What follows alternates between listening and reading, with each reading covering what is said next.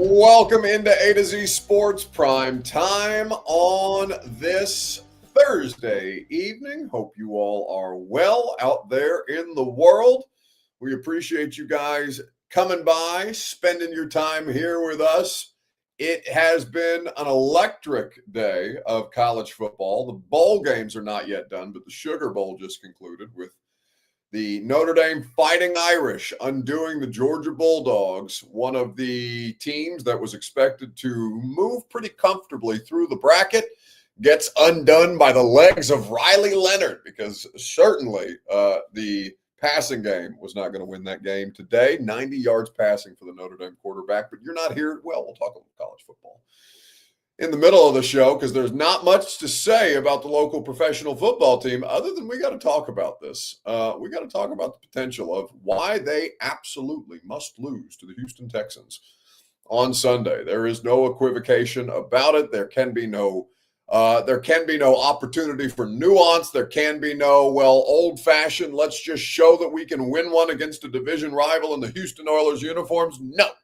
They have to lose this football game. They desperately have to lose this football game because if they do not, the results of it, it would be fitting if they won because that would just fall in line with a spectacularly awful football season for the Tennessee Titans among so many different levels of ineptitude that they have found ways to reach. But this would be a new low that absolutely has to be avoided. So we'll get into why, if you didn't already know, why the Tennessee Titans must lose this football game on Sunday at Nissan Stadium. We will touch on the college football playoff, what was the most exciting part of the quarterfinals, or what's been the most exciting part all the way through. Tennessee, Indiana, SMU, all those teams, if you feel necessary to include those first-round games. There was, some semblance of life in the first round, but the quarterfinals have been excellent so far. For the world of college football. So we'll touch on that before we wrap things up with a weekend bounce back at the end of the show. Before we get into these things, I need you to share the broadcast around Facebook, YouTube, Twitter, and on Twitch, wherever you're hanging out in the comments section. We do so appreciate when you share the broadcast. If you're hanging out on Twitter, please retweet the show in the bottom right-hand corner of your screen. If you're on Facebook Live, you can share. You can share now to public. That's in the bottom left.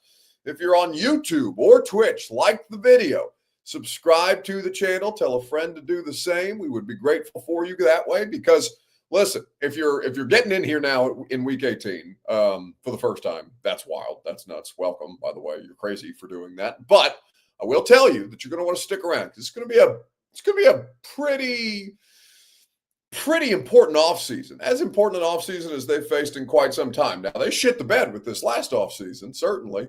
With all the hope and all the feel-good that they felt like they had but couldn't account for at all and built around a quarterback that was, nuclearly reactive. That's not a word, but either way, was a nightmare. And so now they have to do the very, very difficult task of reinventing their quarterback room, continuing to build upon their offensive line. They need receiver help. They need a pass rusher. I have no idea what they're going to do. I have no idea where they're going to pick, but I'll tell you this, that they better have the number 1 or number 2 overall pick for what they've put you through this season, for all your suffering. The very least that they could do among so much losing is lose just one more game at this point in time. We'll go ahead and get into it. Welcome into A to Z Sports Prime Time from the Zen Sports Studios. We're happy to have you in this new year for the first time in 2025. I'm Buck Rising.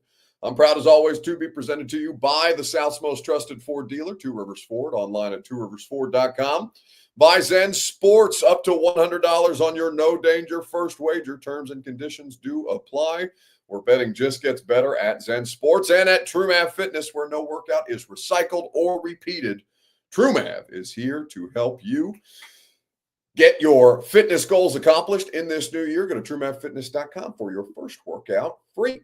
All right, so the Titans host the Texans on Sunday. We have not talked on the radio show, obviously Primetime's had an adapted schedule this week with the weird New Year holiday in the middle of all of this stuff. In the middle of the week was a difficult a kind of thing for me to wrap my head around. I felt like Thursday was a Monday. It's all out of sorts. But either way, we have not talked at all about about this game, the actual game, because the game matters not.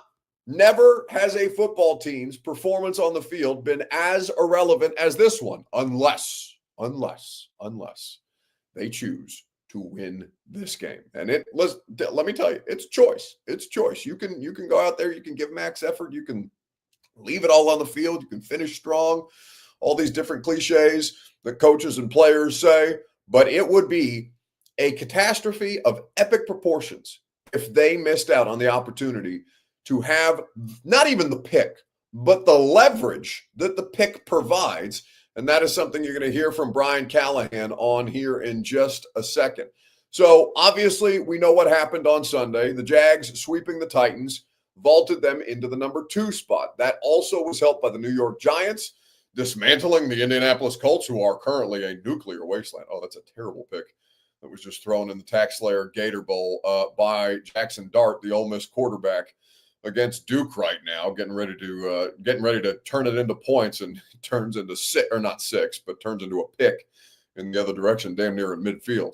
But I want to see Will Levis throw a pick like that on Sunday. I want to see Mason Rudolph throw a pick like that on Sunday. I want to see them mess around, get to the red zone, and just utterly collapse the way that they have so many different times this season. This is of critical importance because here's the thing. Having the number 1 or number 2 overall pick, because both would be of value this year, but it would be nice if you had the leverage of number 1 overall at this point in time. It doesn't guarantee that it fixes everything, right? You're not guaranteed to get that pick right. You're not guaranteed to get a good player. You're not guaranteed anything in the NFL draft. But what you can do is you can put yourself in the best possible position to succeed, and you can try and regenerate this roster organically. You had a top 10 pick last year. J.C. Latham looks like he's going to be a solid player, though he's had some struggles down the stretch here. I'm not overwhelmingly out on J.C. Latham. I'm not overwhelmingly out on Tavondre Sweat. Other than that, though, there's not a lot on this roster that you feel overwhelmingly good about. But with the number 1 overall pick or the number 2 overall pick, you have the opportunity to change your fortunes in a variety of different ways, even if you don't make that pick at number 1 overall, even if you decide to trade back and leverage it for more assets, for more players, for more proven players on this roster. Because, again, I say to you, this is not a roster that is a quarterback away, and these prospects would not be prospect number 6 in last year's draft. These guys aren't immediately coming in here and changing your fortunes, not just because you don't have enough on the roster, but because they're not quite I don't know what they're going to be as pros. None of us know what they're going to be as pros. You didn't know what Trevor Lawrence was going to be, and he was a sure thing. You didn't know what Joe Burrow was going to be, and even he took some time, but now he's excellent. You have no idea what these guys are going to turn into. Mitch Trubisky was the number 2 overall pick. Can you imagine if you ended up with a player like Mitch Trubisky with the number 2 overall pick? My point being, it's not just about the player that you can potentially get at number 1 overall. It's about the best possible draft position in every round, in a draft where you already don't have a 3rd round pick because L'Jarius Sneed was in the locker room today. He had surgery. He had a bone marrow infusion, apparently, which I had no idea was necessary for a quad, what they thought was a bruise that turned into something that required surgery. Apparently it's had significant complications. We'll see what that looks like in 2025. I guess there's no reason to be down on it yet, but you can certainly be skeptical and understanding that they gave up a 3rd round pick to get L'Jarius Sneed. They gave up a 3rd round pick to get Will Levis. They need as many bites at the apple as humanly possible because they have so many damn needs. Brandon Casey says we are just a new owner away. Well, listen, there's bad ownership everywhere in the NFL. And no, I don't think that the Tennessee Titans are a particularly well-run organization. I don't trust them to make good decisions. I don't trust the people around Amy Adams Strunk to help her make good decisions. The thing that I do trust is that she's got plenty of people in the building who will go along with what she's feeling. And while that's not necessarily a bad thing, I think that many of you were down on, Mike Vrabel for having too many, as you described them, yes men in the building, when in reality, that person might have been the only person willing to push back on some ill-advised decisions that the organization was making. And, you can't push back on your boss if your boss doesn't want to deal with the pushback. So she surrounded herself with a bunch of people that aren't going to buffer her from making bad decisions here. And maybe she makes good decisions. Maybe she gets lucky. I have no idea. All I know is it's a clown show right now, and that a variety of different decisions that were made to get to this point have to hold her to account. But the point is, you can't get a new owner. So you're just going to have to get lucky with either players, with coaching, which, is up in the air, with a front office, which is up in the air at this point in time. And you're going to have to get a variety of different things right, because you are dysfunctional. But so are a great many franchises in the NFL. They just have better players to cover up the dysfunction at the top. And so with everything that's going on with the Titans right now, the best possible way to help solve this, even though it doesn't outright solve this, is to lose this game against the Houston Texans, to secure the number 1 overall pick, to pray to God that the New England Patriots, who I want to say, is Drake May starting this game, Bird? Do you know that offhand? Would you happen to? Yeah, Drake May is starting this game, though. Lucas told me Joe Milton was taking snaps with the first team today, which shocked me. I was surprised to hear that. I know Drake May left that last game with an injury, but I didn't know whether his status was in doubt still for Sunday. I haven't seen their injury report. MB says, how is this Amy Adams Strunk fault? Well, it's her team. She makes all the decisions. Her decisions have led to a 3-13 football program, whether it was empowering people to draft Will Levis, whether it was empowering people to build around Will Levis. Will Levis has done the most harm on the field, but everything that's happened since then has been her decision. So yes, it's her team. Just like, if something goes wrong with primetime, it's my show. Like, if I do something wrong on primetime, it's not Zach and Austin's fault. Well, I guess since I'm technically an employee of A to Z Sports, Zach and Austin might be held to account for something that I do in terrible fashion, or when I make terrible mistakes, because, certainly we all make mistakes, but not mistakes that crater the company the way that the Tennessee Titans as an organization have cratered after calling 6-11 an unacceptable result last year. She made the decision to move on from Mike Vrabel. She made the decision to build around Will Levis. She made the decision to include Will Levis in her statement when she mentioned why she was making the move to move on from Mike Vrabel. She empowered the general manager, but then empowered a president of football operations above him, which was a weird thing to do if you were going to side with the general manager in any kind of theoretical power struggle that might have been had there. She was the person who continues to duck any kind of scrutiny or any kind of accountability publicly when her team is in such shitty straits, unlike the person who I think she looks up to a great deal, which is Martha Ford, the owner of the Lions, who got out there, made public statements, took questions from the media after Dan Campbell in 2022 had a 1-5 start, and she could clearly and thoroughly articulate what the plan was, why they were sticking with this, why they think it's working, what metrics they were being judged by, instead of, I don't want to say hiding from it, but she's not available for questions. And that is something that would do a great deal to alleviate a lot of the stress, a lot of the strife, a lot of the bows and arrows that Brian Callahan is up there taking on behalf of her and Rand Carthon, who said last year that he was going to make himself more available on behalf to the media for the fans, has been nowhere to be seen since he gave an impromptu interview in Detroit where he said things that, frankly were foolish about, sometimes the ball just doesn't bounce your way or something to that effect, when it's nothing to do with that at all. They've just been an utter catastrophe. With everything that's going on right now, yes, it's her team. It's her fault. Like, that's what it is. You can make Will Levis the public enemy number 1, and you would largely be right for the on-field product. But again, the process, the vision, all of these things that led them to make the substantial changes that they did, they've shit the bed. And she doesn't have to get out there and take the slings and arrows that Brian Callahan is taking, but she should. And Rand Carthon as well. This is everybody. This is an organizational failure. This is top to bottom ineptitude at this point in time. Answering questions, as MB says, doesn't fix problems. Robert Kraft never answered questions either, and he was successful. I don't give a shit about Robert Kraft. Robert Kraft had Bill Belichick, the greatest coach in the history of football and the greatest quarterback in the history of football. Robert Kraft didn't need to answer to anybody. All they needed to do was win games. If you compare yourself to an organization that's won 6 Super Bowl championships and say that they should be held to the same standard as the Tennessee Titans, who have won absolutely nothing other than getting to a Super Bowl in their existence, and I know the Oilers have, AFL championships in their history and things like that, whatever. I don't care about that.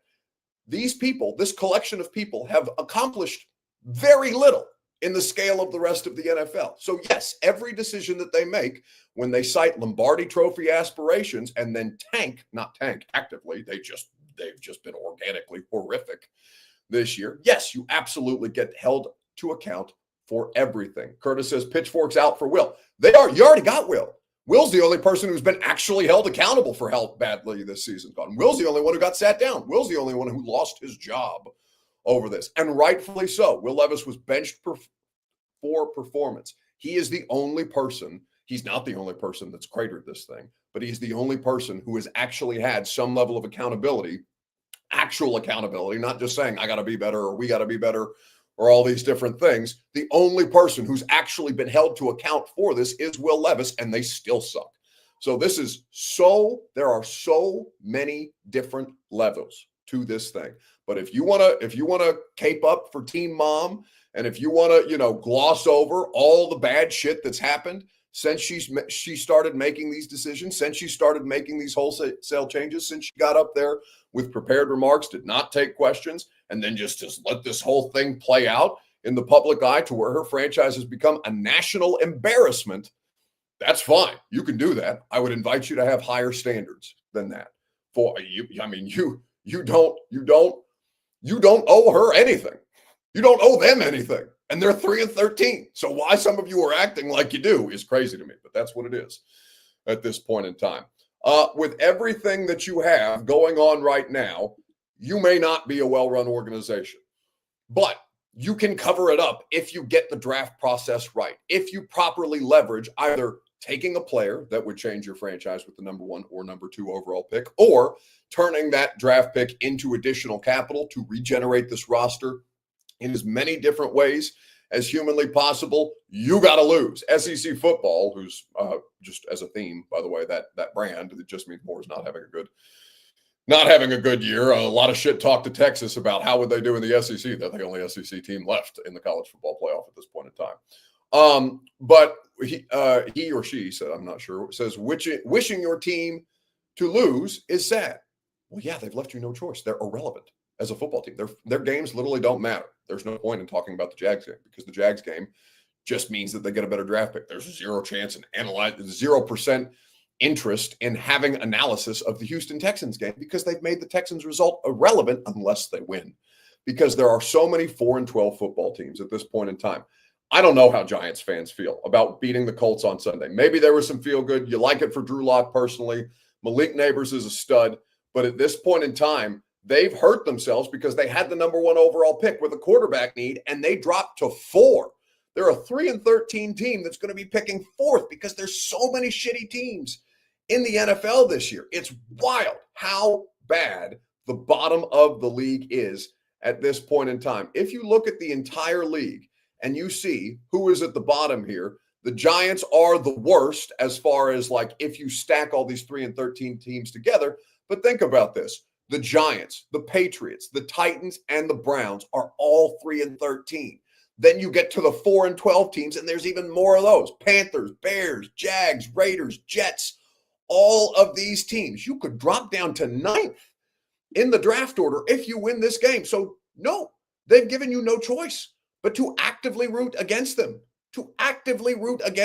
Yes, it's sad. Yes, it sucks. Yes, you probably want to see your team win in the Houston Oilers Love You Blue uniforms. And they have completely negated any purpose or any real reason for them to go out there and win a football game on Sunday. It's tough. I mean, it's really, really tough that they've put themselves in this position. It's the toughest on you guys because you guys are just trying to watch winning football. And I hate that, I hate that I can't talk to you about a win or an opportunity to do something against the Houston Texans of consequence, or that you've completely squandered the back half of your season. I mean, you completely squandered every opportunity that you had damn near all year. You beat the JV Patriots, you beat the JV Dolphins, and then you had a quality win. What you thought was a quality win against the Houston Texans. But I don't even think the Houston Texans are that good. They just play in a shitty division. This is a tweet from Corey Curtis. But by the way, A to Z Sports Primetime, your Two Rivers Ford take. I should probably ask you that at some point, since I've been ranting and raving about how bad this football team is. What's the best possible result for the Titans on Sunday? Let me know on Facebook, YouTube, Twitter, and on Twitch in the comment section. We'll talk about it together, and we will work our way through. It's your Two Rivers Ford take, made possible by the South's most trusted Ford dealer. Go to Two Rivers Ford in Mount Juliet or online at tworiversford.com for more information. Also made possible by the Ashton Real Estate Group of RE/MAX Advantage. Go to GaryAshton.com. Get your dream address without the stress. The intel edge you need to succeed can be found at GaryAshton.com. So what's the best possible result that the Titans can have on Sunday? Let me know in the comment section, and we'll discuss at length together. But I think that when you look at all of these different things that you have at this point in time, and everything that you still have to address on this roster at this point in time, you have no choice but to pray, to hope, to wish, to actively root against your favorite football team on Sunday, as Dawn Davenport so skillfully articulated today on 3HL. Okay, so this is what we're going to wash away for the Titans. We're going to wash away a win on Sunday. We're going to wash it away. We don't want it. We don't want to win. We do not want to beat the Texans. We don't want to win. I'm going to need the defense to wash away the ability to tackle. I'm going to need the quarterback to wash away the ability to hit an open receiver. I'm going to need the offensive line to wash away the ability to protect the quarterback. Wait a second. They haven't done that all year, so we don't have to worry about that. Never mind. No problem there. So to Callie and Ran and Miss Amy, I love you, but I'm going to need you all to wash away the competitiveness and the desire to win on Sunday, because by losing to the Texans, we win in the future. That number 2, maybe number 1 pick is calling our names, so let's wash away the will to win on Sunday. Here we go. Sometimes you're up, sometimes you're down, but either way, we wash it down. Tighten up. Dawn is a rock star for a great many reasons, but she killed that. She absolutely crushed that, because she's right. Now, here's the scary thing. They have disappointed you all year long. They have lost all year long. 13 losses for the Tennessee Titans this year. Absolutely unacceptable by any stretch of the imagination. The only thing that would be more unacceptable than the Tennessee Titans losing 13 games in a year where they told you they were going to be meaningfully competitive, and did a media tour essentially after they got just roasted for firing Mike Vrabel and tried to tell everybody that they were going to be better and better off for it. And it's not good enough to win more games than you lose and all these different things. So instead, they decided to just lose all of the games and now put themselves in position for the number 1 or number 2 overall draft pick. It is completely unacceptable what they have done. But the only thing that would be more unacceptable is if they found a way to disappoint you even further, and if they won a football game on Sunday. I don't know how the city would handle it. I don't know how the fan base would handle it. I think that is just the stuff of nightmares for an offseason that does have legitimate promise,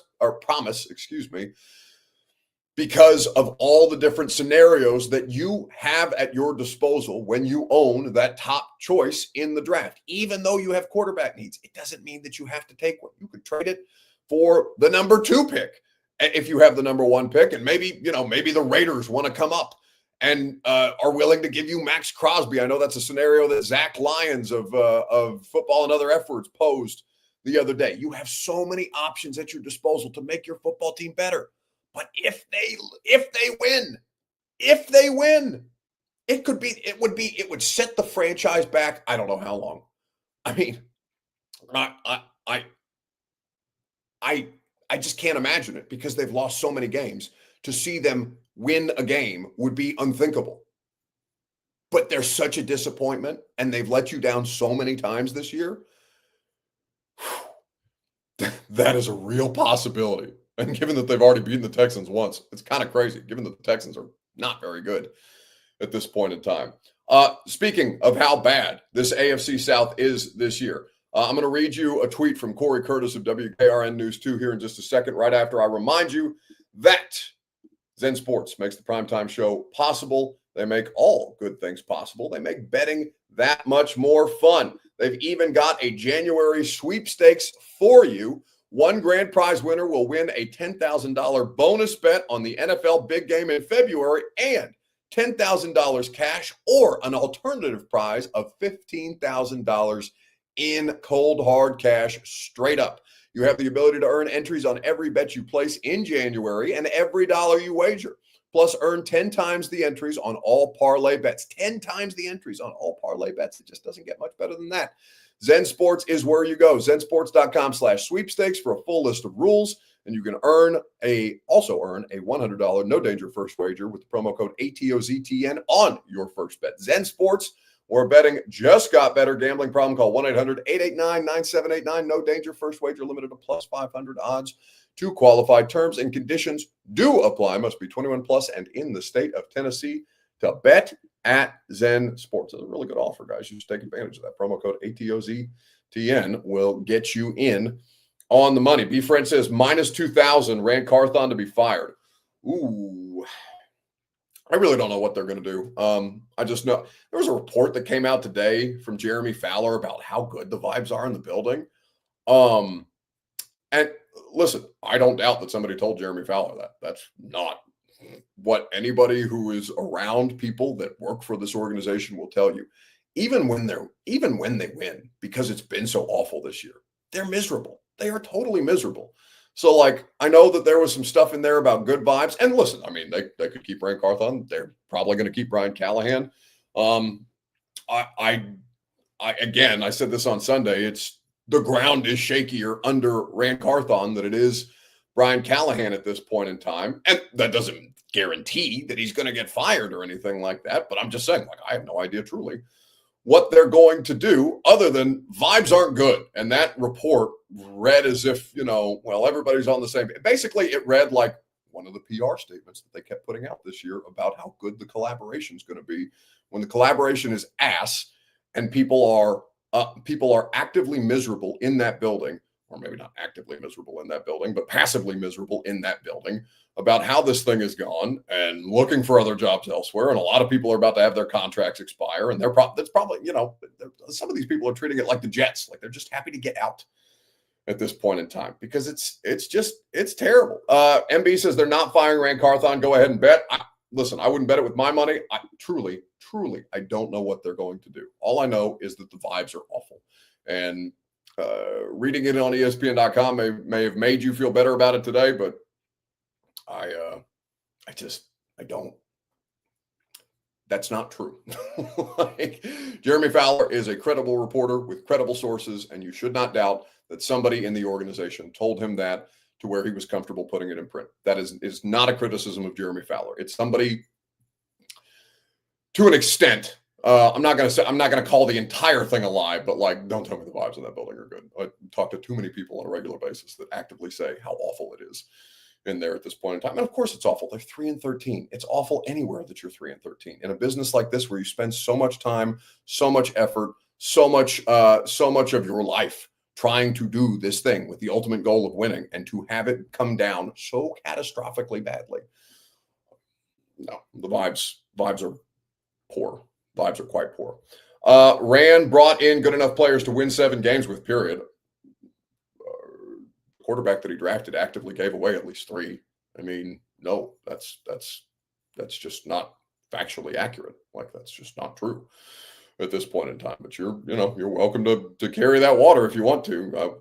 I'm not interested in the players that were good enough to win 7 games on a 3-win roster. Like, yeah, it's an appreciably more talented team, and they suck.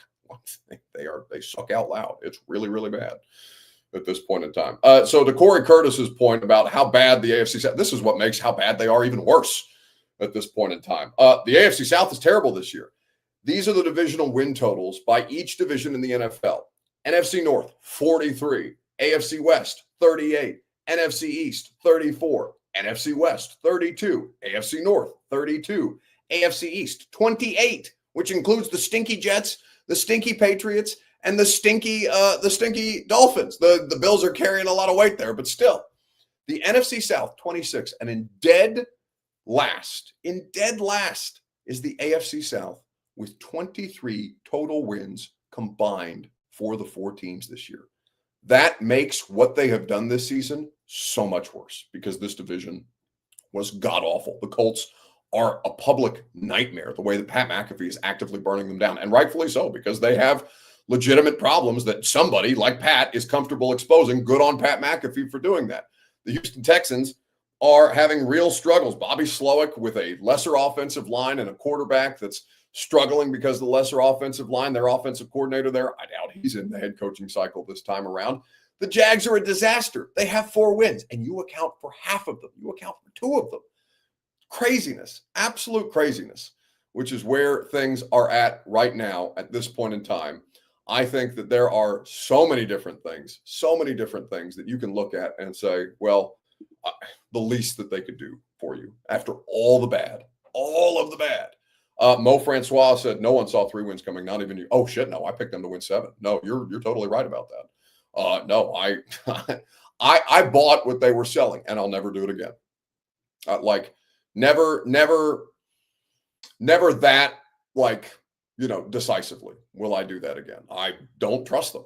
I don't trust them at all. I don't trust the messaging that they had all offseason because it turned out to be righteously false.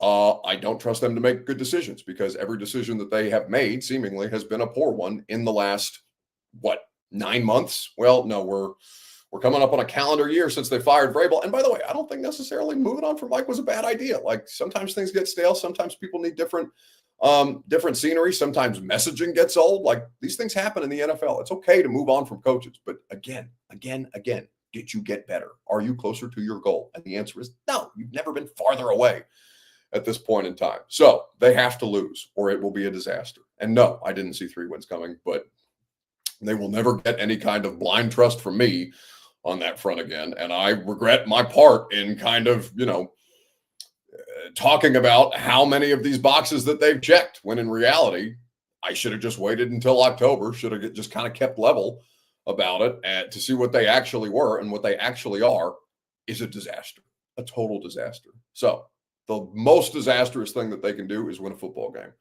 on Sunday. They're saying that they're trying to win. They better not be. They better not be. When they've done so much losing, if they win this game, my God, it will be it's the worst. It's the worst case scenario for you to beat the Texans, which is crazy. It's completely crazy to say that at this point in time. Wesley says, facts, never again. They had done enough to gain our trust. They hadn't done enough is what he means to say. They hadn't done enough to gain our trust. That's completely and totally true. Just like Will Levis, and I said this, when he was really, really struggling, I don't trust him, but he has the opportunity, he has the right to earn back my trust, your trust, everybody's trust. He didn't do that, right? So just like Will Levis, I'll keep that same energy for the organization. They totally have the opportunity to earn back my trust, your trust, everybody else involved who pays attention to this stuff this year. But you gotta look at them basically with a side eye at this point in time, because collaboration, hunt together, all these different things, all these different buzzwords that they kept using. None of it matters because they were a bad football team. They were poorly coached. They were poorly put together. And the people at the top who were responsible for all of it aren't there to be accountable for it, other than, bench Levis and we'll just sit in the background and not say anything until we absolutely have to. And in the case of the owner, she never does. She never has to say anything about it. She can just move on about her business, continue to make her money. And that's probably the smartest thing to do at this point in time. Hell, there's a percentage chance that you guys feel worse about the direction of the organization if Amy Adams Strunk gets up there and says something that you don't like at this point, unless it's coming off a prepared statement that she can read directly from, as she has done in all these other press conferences. I don't know how that would go. I've never seen her unscripted. Never. No, I don't. Nobody has in a public setting, as far as I can tell. Anyway, let's move on and let's quickly touch on what was the most exciting part of the college football playoff so far.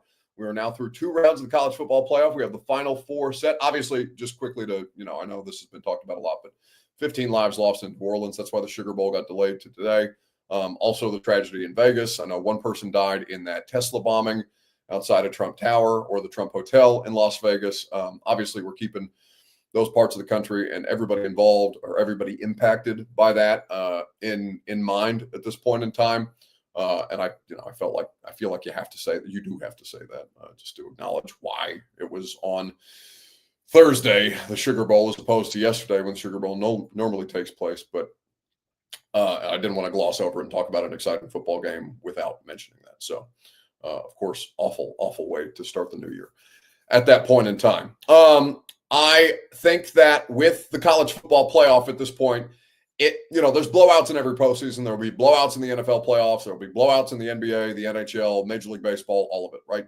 There is no such world where competitive games at every level in a postseason format exist. But we've gotten some really good ones. The Arizona State-Texas game was excellent yesterday. Texas surviving a huge upset. Would have been a massive upset. Notre Dame doing the unthinkable. I know they were favored in this game because of the quarterback change that Georgia had, but they got summarily outcoached. Now, you guys may be critical of me because I'm an Indiana basketball fan and a Notre Dame football fan, and Lucas tries to tell me all the time that I can't be that, even though that's basically what an entire state is.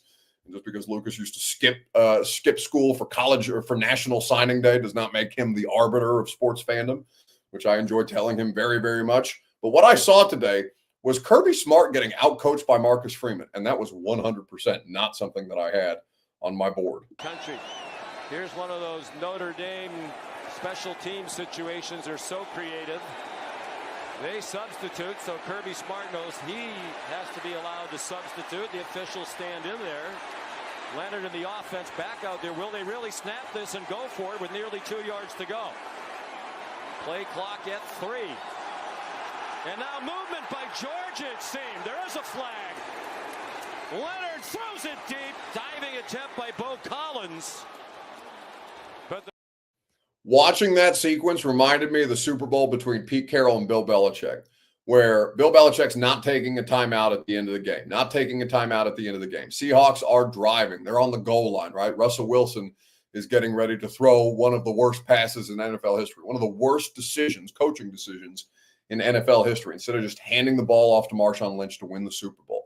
Bill Belichick lets Pete Carroll and the Seahawks sideline panic, full-on panic, sweat it out. I'm not going to take a timeout. You take a timeout. You got it. I'm good. I'm chilling. I know what we're going to do. My team's prepared for this moment. We've repped this particular sequence many, many times in practice. No, you sweat it out. You panic in the big spot because you're trying to win back-to-back Super Bowls, and I've been here before, buddy. You don't got shit. And that's exactly what Marcus Freeman did to two-time national championship winning coach Kirby Smart today. And that was wild to see. They were never going to snap that ball. And Georgia jumping was as bad a mistake as you'll ever see a football team make in a game of consequence. It was awesome. And not just because I'm a Notre Dame fan. And if they go to the national championship, I'm going to go. Grace is probably going to be pissed at me because that, we should probably go on vacation after a football season, especially as miserable as this one has been for all parties involved. But I would like to go to the national championship game if Notre Dame's in it. So I'm hoping that they beat James Franklin, who I think many of you would like to see lose, given his time here in Nashville. Not a lot of people have good feelings about James Franklin from when he was the Vanderbilt coach, even though Vanderbilt was obviously a quality program while he was running the show here. Certainly better than they had been historically or in quite a long time. That's going to do it for us tonight. We appreciate you guys spending your time with us. Have a great weekend. I'll see you Sunday. For those of you brave enough to attend, wear warm clothing. It's going to be cold.